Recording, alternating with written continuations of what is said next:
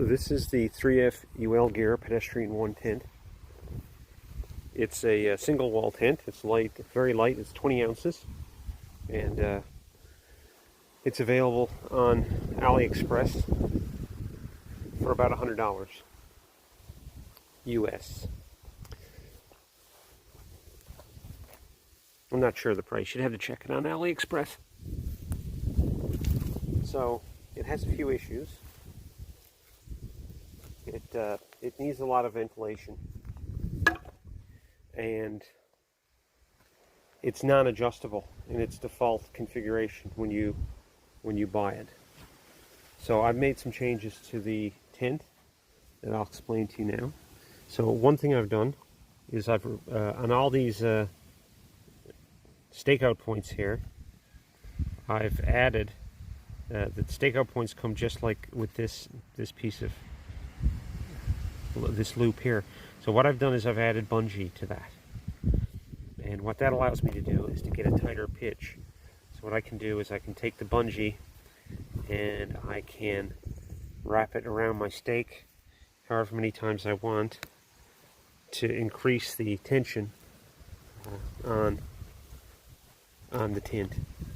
So this allows me to get a tighter pitch, and in windy conditions like this, it's more robust.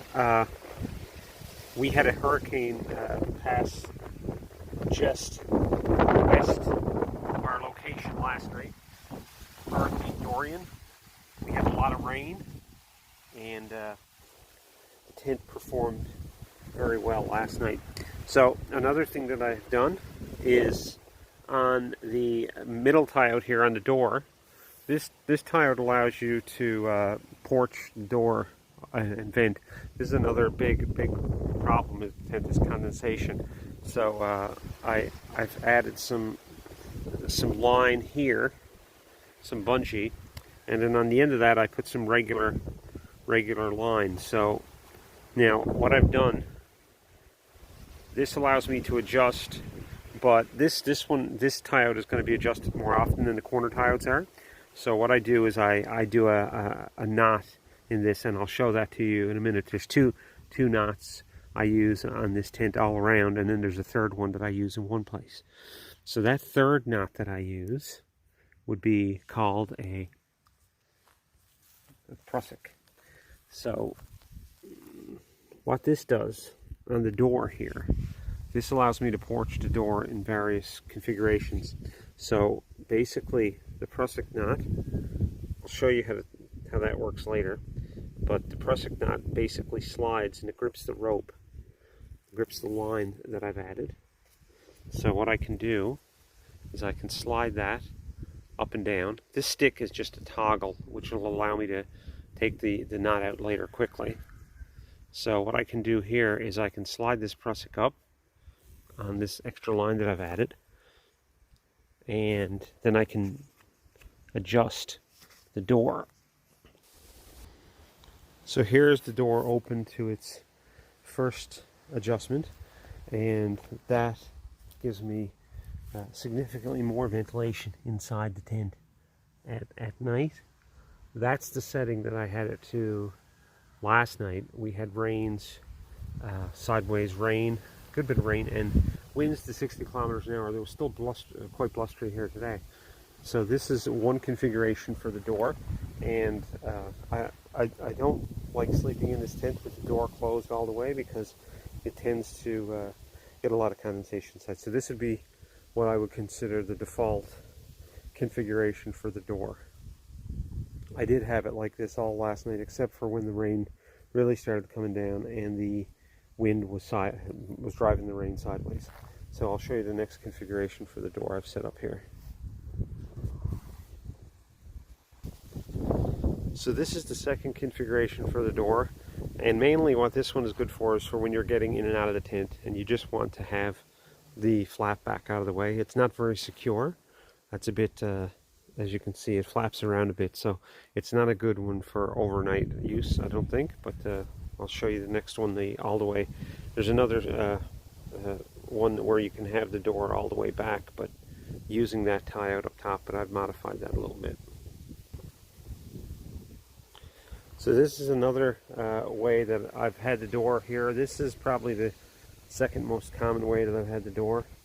Basically, I've just added a different line to the end here, the foot of the tent, and that allows me to tie off the flap. And as you can see here, it's still using the tie out in the middle. But the other option, of course, would be to put the door all the way back. So take this tie out here and put the door all the way back. And that gives you a total of 5 different combinations of how you can arrange the door. It's starting to rain now, so I need to get this door closed again. All these adjustments are very quick, so you can sort of quickly change up your configuration. It's very fast. And if you use things like a toggle or the idea of a prusik knot like we have here, these things allow you to make changes quickly during the night based on your requirements in terms of ventilation, what you need. Okay, so the other change that I've made is I've added a line that goes, this line here was always on the tent. I've taken off those silly little adjusters that come with it, and I've used an adjustable guy line hitch here, which goes up to the peak of the tent, and down here, which is also the line that goes up to allow me to adjust the door. So that just keeps the tent tighter, and it allows more adjustability in terms of pulling the whole thing forward towards the door. The only corner, the only tie-out point, you can see, all these have bungee now.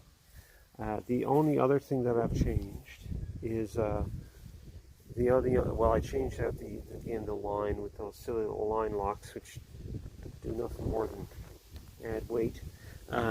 This is the only tie out here which I haven't modified.